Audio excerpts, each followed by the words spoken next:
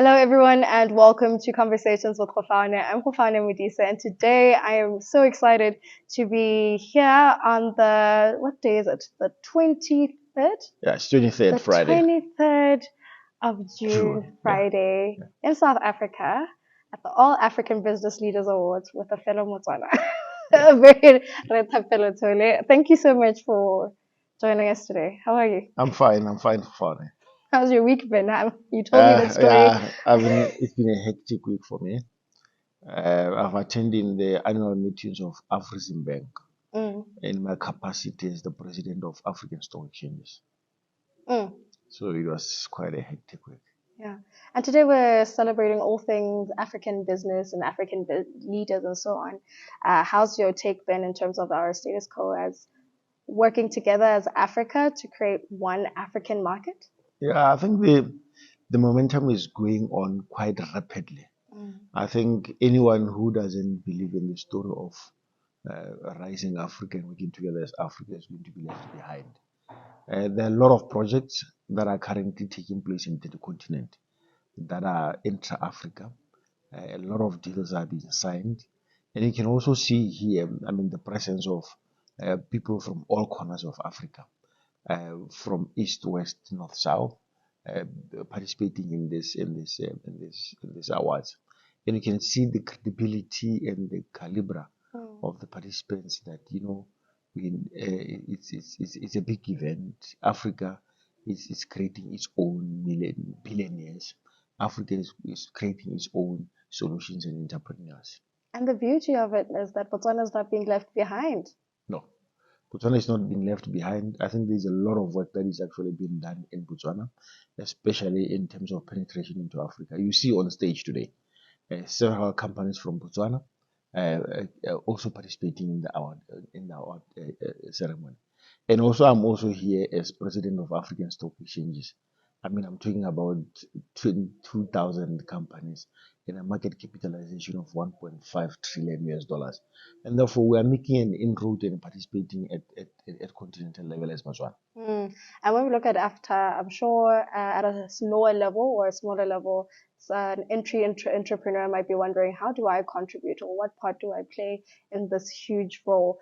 How do they see themselves winning or even gaining some sort of reward in this whole movement? Yeah, I think the reward is huge. They just need to not only look into Botswana, they Mm, need to look into outside Botswana borders for possible solution or for business expansion. I think that's one thing that as Botswana we really need to, or as businesses in Botswana, we really need to mm, look into. If you need solutions or if you need advice, expansions, investors, consumers, uh, all different stakeholders that are there in the continent of mm. Africa. Mm. And then there's been a lot of talk, and some of the speeches I've heard today have been about the fact that you have our own resources in Africa, especially in Botswana. They mentioned diamonds, they mentioned a lot of natural homegrown resources that go out of the country and then they're produced elsewhere, and then they can sell them back to us. How do we change that narrative? Yeah, I think it's the very same thing that the president of the country has been talking about in terms of creating value in the value chain creation. I think it's Africa have almost all resources. Majority of them go outside the continent, and it is up to us as Africans to tap into those resources, into those opportunities, to actually develop them before they actually go outside, and then only send them as probably maybe semi-finished goods or goods and Mm, services. mm. And then what then do we say in terms of government policies? What can they do to support young entrepreneurs? Yeah, I think the government should actually play a facilitation role. Mm, The role of government is not to interfere too much in the economy. The role of government is only basically to facilitate and also to create a conducive environment in terms of policy, in terms of laws. But I think the entrepreneurs, especially in Botswana or in Africa, should actually take the center stage in trying to push for the creation of entrepreneurship environment that they can thrive. mm. And then in terms of driving change, we can't talk about innovation and moving forward without technologies and the use of AI. And some countries are even at a point of not even Web 3.0, what's called the fifth industrial revolution. Yes. And some countries are not necessarily as aggressive in terms of technological advancements. What's your take on that? Yeah, I think my take is that, so the countries that are already advanced took a longer time to get there. But now the countries that are actually behind are going to, if they change the way they do things, they can actually catch up quite quicker in terms of the time frame than when the initial country went to do that. And therefore, it's a no turning back. I mean, you'll be moving against the wave if you think you can stand in front of the advancement in terms of artificial intelligence, Yes. in terms of machine learning. I mean, those things are actually coming. And I mean, you many years ago, people used to talk about things like bitcoins as if it's a no-go area and stuff like Yes. that, or token money.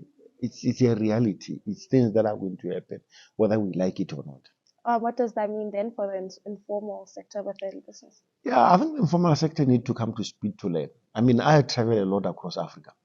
I've been to Kenya. I mean, I went into the street to buy fish from Mombasa. You don't pay by cash. Some people in the street who are hawkers have told me that they have got more than 1 year. They haven't held cash in their hands. Wow. People pay through M-Pesa. People pay through phones. You just bring your phone next to each other, and then it just electronic payments. Tap, Yes, that's how mobile money is huge in the rest of Africa.